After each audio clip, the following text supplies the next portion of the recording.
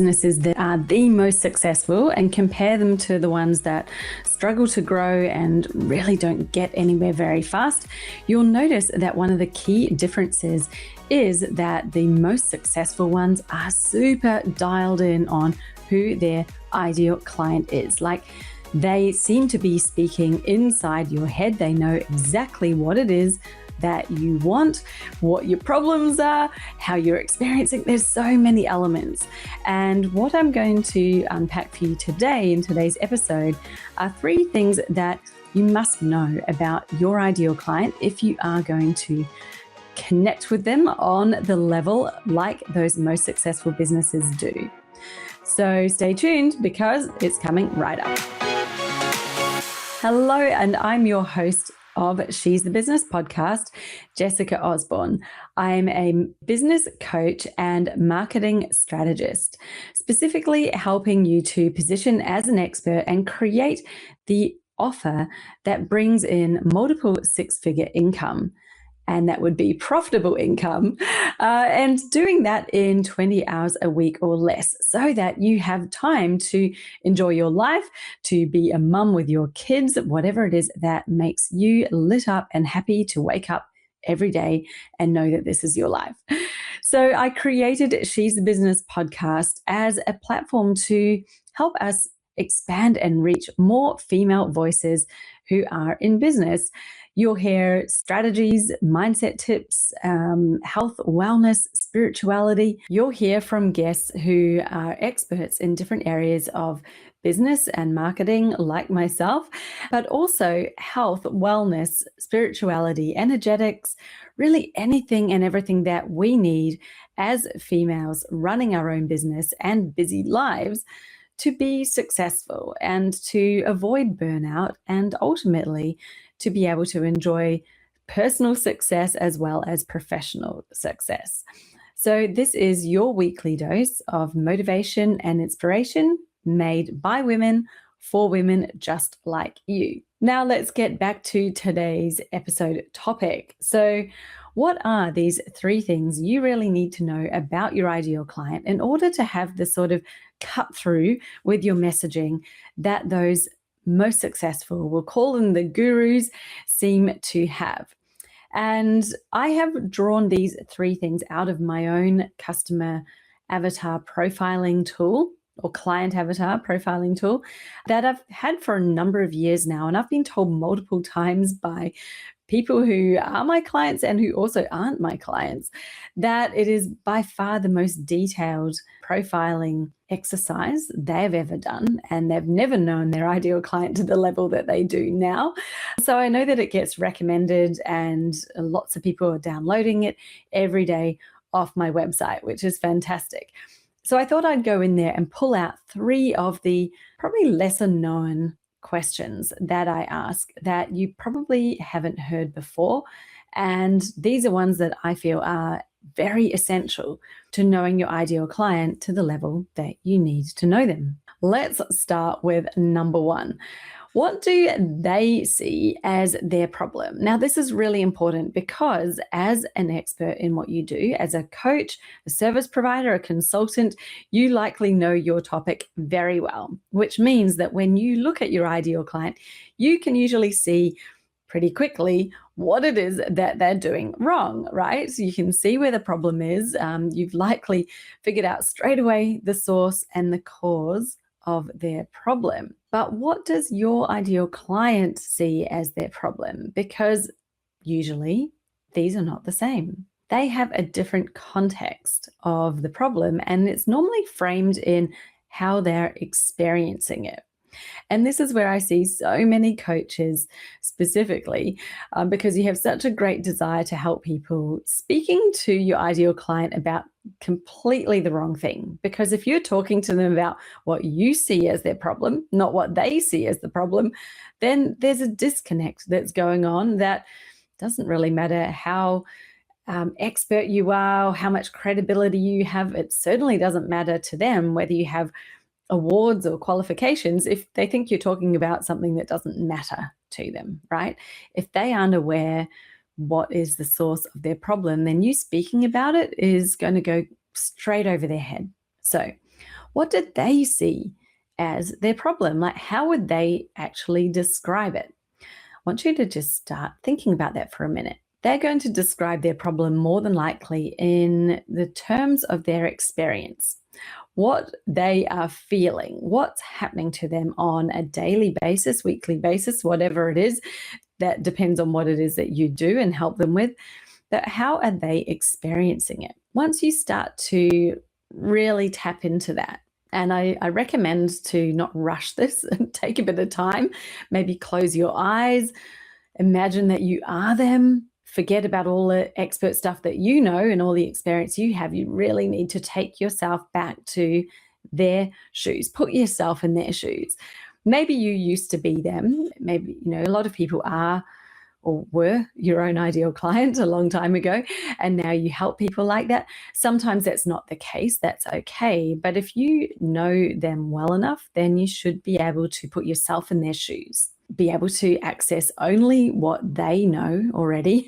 So the level of understanding and awareness that they have about their issue, about the problem that they're facing, so that you can see it from their perspective. Now, just to give you an example of this, because I'm talking very contextually there, and maybe that's harder to center in on, I'll give you an example of some of my clients. So my clients, they are often perceiving that the problem they are having is that they're not getting enough clients. That's usually the problem, right? Their business is they want to have a successful business. They want to grow their business, and they're thinking it's not growing fast enough, therefore I need more clients. And usually this leads into their context or their perceived issue is that they're just not visible enough. So they attempt to solve the problem of not enough clients by solving the problem of not enough visibility. And they're not wrong in that usually they don't have enough visibility. However, they have misdiagnosed the cause of the lack of visibility. And the misdiagnosis they have usually taken, which I'd say 99% of people have done, is that they think they're just not doing enough activity. So they tend to post more. They go, right, I need to be more visible. I'm going to get on whatever platform is they decide that they need to be on. Usually they're adding new platforms. They need to be everywhere. And they start creating more content. And of course, that helps them to become more visible, right? Because now they're in more places, more people can see them.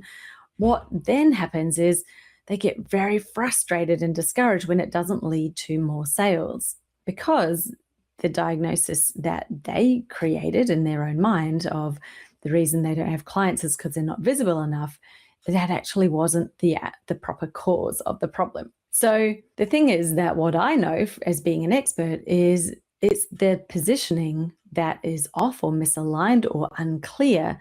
That's the cause of them not having enough clients. They need the positioning sorted first. Then you can, of course, increase visibility if you need to do that. But often I find with my clients in particular, if they've already got some form of visibility happening, as in they're already posting somewhere, they've already got a way that people can find them. Once they fix the positioning, then things already start to change before they go and add way more activity. So yeah, we can avoid the burnout and we can do that. But if I started talking straight away to people about fixing their positioning, these people aren't going to be thinking I'm speaking to them. They're thinking, well, that's not my problem. I just need to be more visible. I just need to post more. I need a strategy on how to do 7 posts in a day, or I need the latest, obviously, being AI, all of these people who are selling you various AI prompts, telling you how to create 10 different reels from one prompt or whatever it is. So they're really diving into that because they're thinking that's going to solve their problem. And so this is where, if you were me and using this example, you've got to meet them where they're at. So if they're thinking their problem is visibility, then instead of just talking straight away about positioning, I need to start by talking about visibility and how visibility is really important, but just creating more content isn't going to solve Your sales problem, being more visible doesn't suddenly attract more sales unless you are positioned properly, unless you're attracting the right people. The right people are seeing you, right? Even if the right people are seeing you, if you have unclear positioning, they don't know why you're the one for them. They don't know why they should lean in. They don't, the next step doesn't happen. So it is subtle. Of course, there are many things in there, but as you can see, you need to be so clear on what it is they think their problem is, because that's how you create the sort of content that resonates with them, that they pay attention to, because you're suddenly speaking to them on their level, where they're at, and you can bring them along on the journey with you to where you need them to be. So that's number one. The second question that I have pulled out of my customer avatar worksheet for you is, what do they actually want? Now, I know this sounds so basic. Once again, you're like, well, of course I know what they want, but do you? Just stop for a minute. What is it that they actually want? And can you get more specific about it, more detailed? So for an example, and we'll keep using my example because it's one I'm familiar with, more clients, right? My clients want more clients. That's usually their go-to, their initial reaction if you ask what it is that they want. But then we need to take this a few levels deeper. Well, okay, do you just want more clients, or is there a specific type of client? What sort of clients is it that you're wanting to attract? And when we start to peel back the layers, we'll find, they don't want just any client, because some of them that they've experienced before haven't always been an A-class client.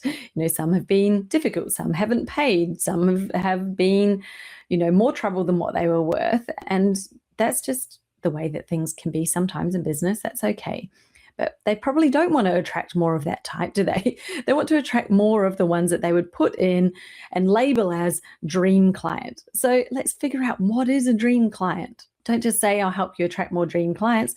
Let's get specific. So for my clients, the things that commonly come up when I push them to describe their dream client, there would be the type of person who's committed.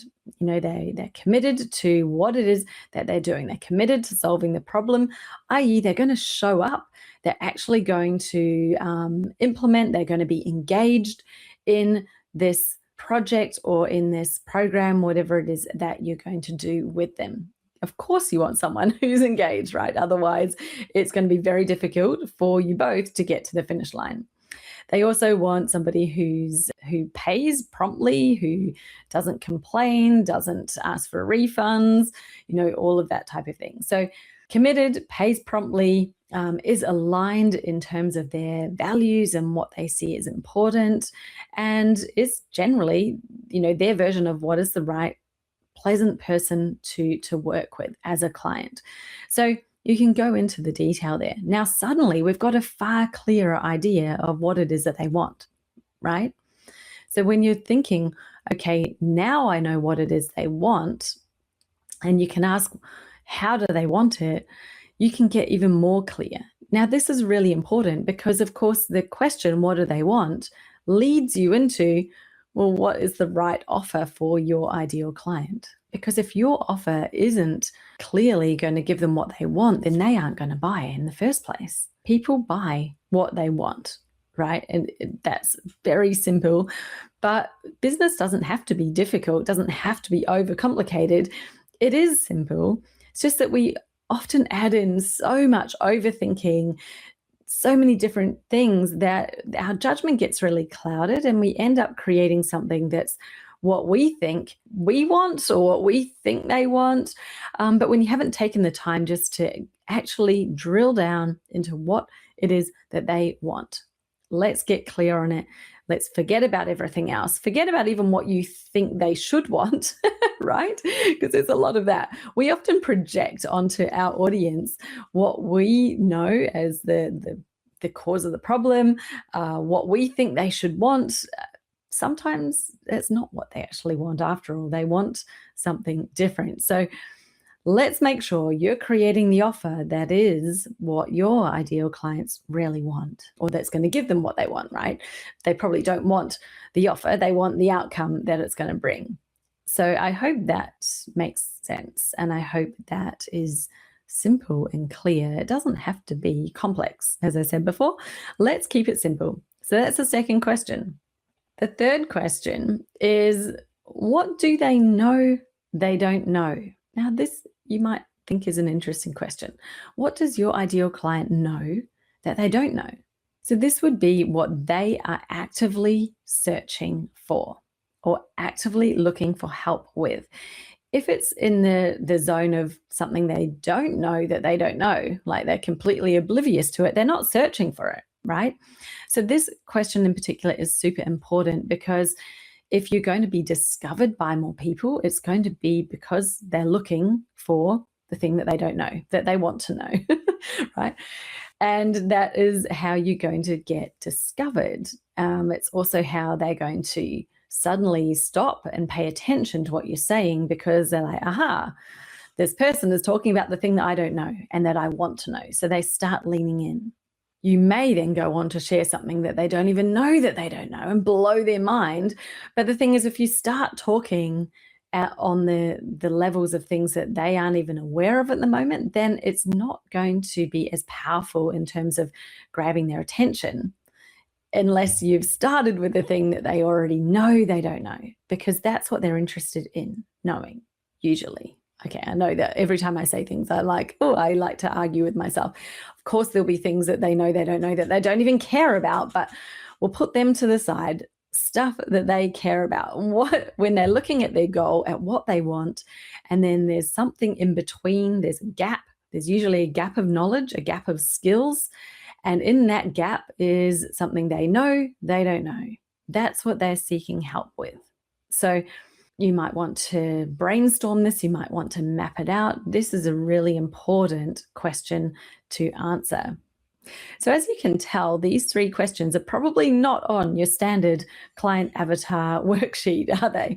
And they're just three of the questions. My worksheet has around 37 different questions because the more that you can understand how your client's thinking, where they're at, what they're feeling about it, what they're interested in, it's going to help your marketing, your content, everything that you're doing be far more sticky, far more interesting, help them lean in, help them reach out and say, I want more. I'd like to know more about it. And so it's really, really important to do that. And you might then ask, well, once I know all these things, how do I create a client avatar? Great question. That's all included in the worksheet. So what you end up with at the end of it is, I usually advise people to give your avatar a name. So you give them a name and they become like a person you get to know. And then when you're writing a headline, an email, your next piece of content, whether, whatever it is that you create, podcast, blogs, it doesn't matter. You've got this person in your mind. You're thinking, I'm talking to Sarah. And I know that's right. You know so much about Sarah that it becomes really easy to speak to them, which is cool. Now, you can download this worksheet. I did mention at the start, it is a free resource that I've had on my site for a long time now, and it is still my most popular free resource because it's a good one, right? So you can grab your own copy of that. The link is in the show notes. And I know, because you're thinking, well, that sounds like a lot of work and a lot of questions.